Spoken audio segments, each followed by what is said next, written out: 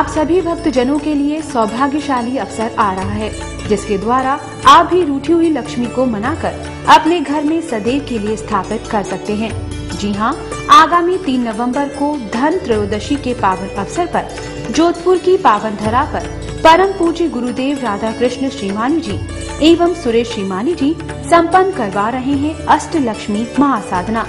यदि आप भी इस महासाधना में शामिल होना चाहते हैं तो आज ही अपना रजिस्ट्रेशन हमारे जोधपुर कार्यालय में करवा दें। 9829026625, 9314728165, 24326253201699। दर्शकों, जैसा कि आप सभी जानते हैं कि आज मैं आपको धन यक्षिणी महासाधना के बारे में जानकारी दे रहा हूं। 5 दिवसीय महापर्व पर हम किस प्रकार मां लक्ष्मी के लिए आराधना करें, इसके बारे में मैं आपको सारी जानकारी दे चुका हूं। चाहे वो घर की साफ सफाई हो, चाहे वो आपको कौन से वस्त्र पहनने, घर का माहौल किस प्रकार रखना है, आपको मांस मदिरा का सेवन नहीं करना है, घर में साफ स्वच्छ और शांति का वातावरण बना के रखना है। तो दर्शकों, 5 नवंबर 2010 की रात्रि में 2 लग्न में आपको यह साधना करनी है। सबसे पहला है वृषभ लग्न। शाम को 6:20 से लेकर 8:25 तक यह वृषभ लग्न रहेगा। उसके बाद सिंह लग्न, जो रात्रिकालीन में आता है। अब देखिए, शुभ का चौगड़िया और अमृत का चौगड़िया रहेगा। शुभ का जो चौगड़िया है वह रात को 12:50 से लेकर 3:14 तक रहेगा, तथा अमृत का चौगड़िया जो है वह 12:57 से लेकर 2:51 तक रहेगा। अब शुभ और अमृत, ये दोनों चौगड़िया के बारे में मैंने आपको जानकारी दी है। तो यहां पर आप थोड़े से कंफ्यूज हो गए होंगे कि हमें शाम को पूजा करनी है, रात को पूजा करनी है। अब रात को पूजा करते तो 6 तारीख आ जाएगी, वो तारीख के फेर में आपको नहीं पड़ना है। आपको 5 की रात को, अगर हो सके, मेरे आप लोगों से सबसे नम्र निवेदन है कि हो सके तो रात को जो सिंह लग्न आता है उसी में पूजा करें। धन यक्षिणी साधना, उसमें आपको कुछ सामग्री की आवश्यकता पड़ेगी, जो आप नोट करिए। सबसे पहले मंत्र चैतन्य युक्त, प्राण प्रतिष्ठित और अभिमंत्रित धन यक्षिणी महायंत्रम की जरूरत पड़ेगी। फिर धन यक्षिणी कवच की जरूरत पड़ेगी, लक्ष्मी स्वरूप अष्ट चिन्ह यंत्रम, फिर सौभाग्यशाली रुद्राक्ष, धन यक्षिणी माला, सरसों, गोमती चक्र, लक्ष्मी साफल्य, कनक लक्ष्मी गुटिका, लक्ष्मी प्रिय कौड़ियां, लक्ष्मी चेटक, अक्षत, मणियां, 3 तांबे के सिक्के तथा अष्टगंध की जरूरत आपको पड़ेगी।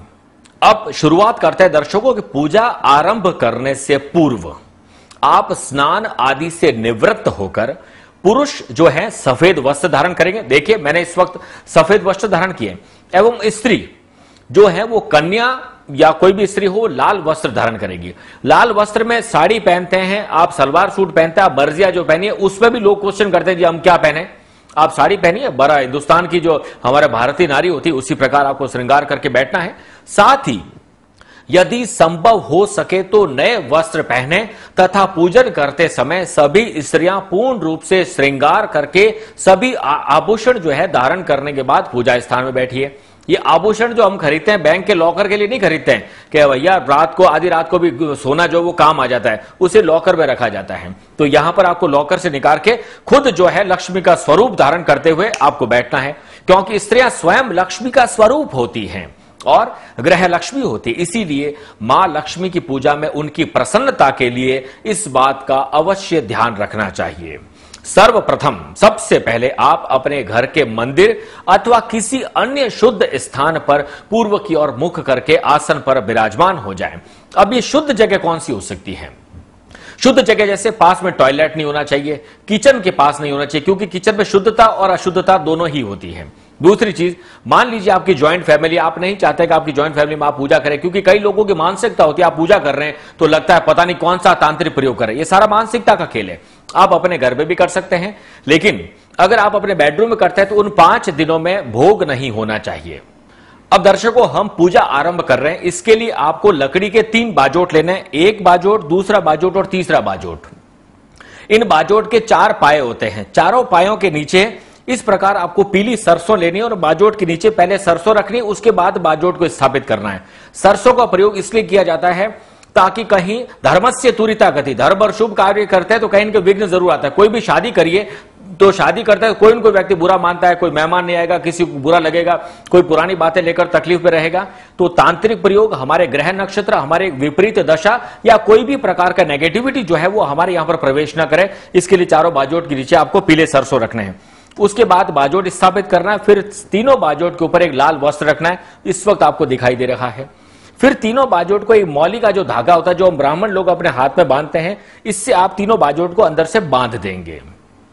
उसके बाद साधना आरंभ करने से पूर्व आप सर्वप्रथम विघ्नहर्ता श्री गणेश का ध्यान करें, क्योंकि किसी भी पूजा पाठ, साधना अथवा शुभ कार्य को करने से पूर्व श्री गणेश जी का ध्यान करना परम आवश्यक है। इसीलिए उनका ध्यान अवश्य करना चाहिए तथा साधना को सुख, समृद्धि व शांति पूर्वक संपन्न करने की प्रार्थना करनी चाहिए। यह अपने गणेश जी रखें, गणेश जी को अपने सामने आप स्थापित करिए और ओम गंग गणपते नमः का ध्यान करिए और कच्चा दूध जल दोनों मिक्स करके उनका थोड़ा सा अभिषेक करें, फिर साफ स्वच्छ करके पुनः स्थान पर विराजमान कर दीजिए और गणेश जी का ध्यान करें कि आप हमारे यहां पर पधारें और हम इस साधना को संपन्न करने जा रहे हैं जिसका पूरा प्रतिफल हमारे पूरे परिवार को मिले। उसके बाद आगे बढ़ते हैं। फिर बाएं ओर के बाजोट, देखिए बाएं ओर का जो बाजोट है उस बाजोट पर चांदी अथवा स्टील की थाली रखकर उसमें कुमकुम के द्वारा श्रीम का चिन्ह बनाना है। इस वक्त आपको टेलीविजन की स्क्रीन पर दिखाई दे रहा है वह चिन्ह, तथा उस पर आपके घर में जितने भी चांदी के सिक्के तथा पूजा के नोट, रजत या स्वर्ण यानी चांदी और सोने के जो आभूषण हैं आदि जो भी हों उन्हें स्थापित कर देना है। अब देखिए, आप कोई रुद्राक्ष पहनते हैं, आप कोई अंगूठी पहनते हैं, कोई नग या रत्न, किसी प्रकार का कोई कवच, मादल या किसी भी प्रकार का कोई सुरक्षा की चीज जो भी आप शरीर पे पहनते हैं, आपके घर में जो भी गहना है वह उस थाली में आपको रखना है। इससे वह वापस एनर्जेटिक होगा, वह चार्ज हो पाएगा। जैसे आप मोबाइल रखते हैं, कोई भी चीज रखते हैं, उसे चार्ज करना पड़ता है। आप स्वयं अपने आप को चार्ज करने के लिए भोजन करते हैं, टॉनिक लेते हैं, उसी प्रकार इन चीजों को भी टॉनिक चाहिए होता है जो समय समय पर हम देते हैं, तो उन्हें भी यहां पर आपको स्थापित कर देना है। फिर उन सभी पर केसर और कुमकुम के द्वारा तिलक करें, अक्षत एवं गुलाब के पुष्प चढ़ाएं तथा इस बात का जरूर ध्यान रखें कि एक नया चांदी का सिक्का धनतेरस पर अवश्य खरीदना है। यदि आप सामर्थ्यवान हैं तो एक से अधिक चांदी के सिक्के खरीदें तथा उसको थाली में रख दीजिए। इस प्रकार इन सामग्रियों के ऊपर आपको तिलक करते रहना, इस प्रकार छींटा देना है और ओम महालक्ष्मी नमः, ओम महालक्ष्मी नमः, ओम महालक्ष्मी नमः का मंत्र उच्चारण करना है और थोड़े से अक्षत चढ़ाएं। अक्षत ध्यान रखें दर्शकों कि टूटे हुए नहीं होने चाहिए और साथ में पुष्प की कुछ पंखुड़ियां चढ़ाएं। अब इन सब कर्म को करते वक्त आपका शुद्ध हृदय होना चाहिए, अंतःकरण मजबूत होना चाहिए और घर में सुख, शांति और समृद्धि का वातावरण होना चाहिए। लड़ाई झगड़ा किसी भी प्रकार से कोई भी अपशब्द का इस्तेमाल आपको नहीं करना है। आगे बढ़ते हैं दर्शकों। अब जो दाहिनी तरफ जो बाजोट है, 3 बाजोट मैंने आपको बताया था, एक बाजोट पे कर्म हो चुका है। अब दाहिनी ओर का जो बाजोट है इस पर आपको चावल, अक्षत टूटे हुए नहीं होने चाहिए, उससे आपको बीच में एक ढेरी बनानी है। इसी प्रकार आप ढेरी बना लीजिए। उसके बाद चांदी या स्टील का आप कोई भी कलश ले लीजिए। चांदी का कलश हो तो सबसे बढ़िया रहेगा। इस प्रकार हमने कलश को यहां पर स्थापित कर दिया। उसके बाद आपको जो जल है, शुद्ध जल, और उसमें थोड़ा सा गंगा जल मिक्स कर दीजिए और उसके बाद मन ही मन वरुण देवता का जल, देवता जो होता है उनका ध्यान करें कि सभी तीर्थों का जल है वो इस पर समाहित हो चुका है और इस प्रकार इसको लोटे को इस प्रकार भर दीजिए। उसके बाद आपको एक नारियल लेना है, गीला नारियल जिसमें पानी होता है।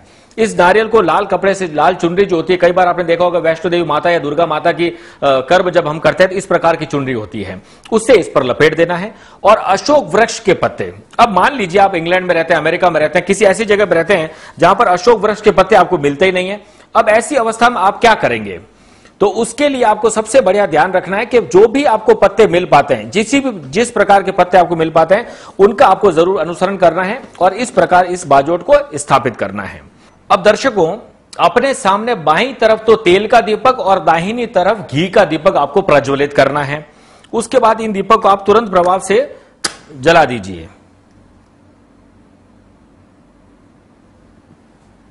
और मन में भाव शुद्ध होने सबसे ज्यादा जरूरी है किसी भी कर्म को करने के लिए।